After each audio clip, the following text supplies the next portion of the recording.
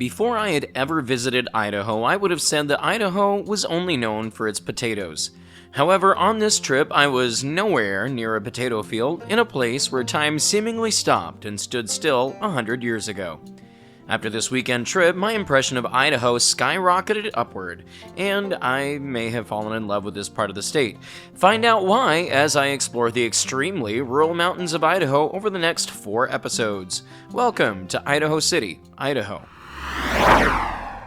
Only about a 45-minute drive outside of Boise, Idaho City may not seem that far removed from suburban city life, at least physically. However, I can honestly say that I have never experienced a place quite like Idaho City before, where nothing about this place feels like it has been commercialized or developed in a long time, but in the very best way possible. It feels like a time capsule from the Old West. In 1862, gold was discovered here, and like so many places out west, this became a mining boom town known as Bannock, with a population quickly growing to over 7,000 people, making this one of the largest cities in the Pacific Northwest at the time, even becoming mistaken for the state capital in some period literature, even though officially it never was. The name was eventually changed to Idaho City, so as not to be confused with a southwestern Montana town by a similar name. Idaho City, with its population boom, was literally attracting people from all over the world to descend upon this mountainous area. Up until the early 1900s, the city had a large Chinese population, as they were purchasing many of the mining claims that had been picked over by previous miners. However, like so many other mining towns, as the mining ceased, the people left, leaving a once prosperous area to become nearly a ghost town.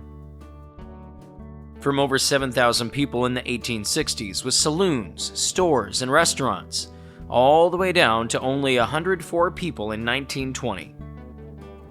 With shuttered and empty buildings left and right, Idaho City was not faring well in the years following the end of the mining boom. Multiple fires plagued the city over the years, leaving mostly just the brick-built structures standing in what remained of the old commercial district. Today, the town may seem like there's not much going on here, but I think that's a benefit, not a negative. There is a laid-back vibe here that feels like you could disconnect from the modern world quite easily here, and in a way that doesn't feel like they're even trying to transport you back in time with kitschy attractions or fancy shows. It just happens naturally, letting the dirt streets and old buildings tell the story for themselves. I was here early in the morning before very much had opened for the day, but there is plenty to see and do here for a day trip or even a weekend stay if you so desire. The area is known for its hunting and fishing, but as a rural explorer, I don't think there's much that tops Idaho City in terms of authentic small-town things to see and do. Your visit to Idaho City will likely start at the Visitor Center, located right at the intersection where the downtown area meets State Highway 21, also known as the Ponderosa Pines Scenic Byway. The Visitor Center has lots of information about the history of the area, and also has a little park behind it which had some bunnies hopping around while I was there.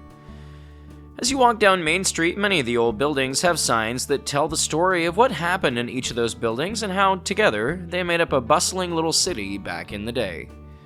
Rising up over the rest of the city is St. Joseph's Catholic Church, which began as a place to serve the Irish Catholics that had moved here to mine. The church provides a great spot to look out over the city and still has Mass here once a month. Idaho City has a handful of hotels and restaurants, certainly enough to serve the small population that lives here, plus the random rural tourist that shows up, like myself. However, besides a gas station and a few small stores, there's not much for commerce here. You're better off getting your supplies for your stay here down in Boise before heading up, if you need anything beyond the very basics. There is a small museum in town, the Boise Basin Museum, which again tells the story of this area and includes a walkable portion out back that includes some machinery and equipment from the mining days. There's also a few small buildings beside the museum that show what period buildings were like, including a pest house and county jail.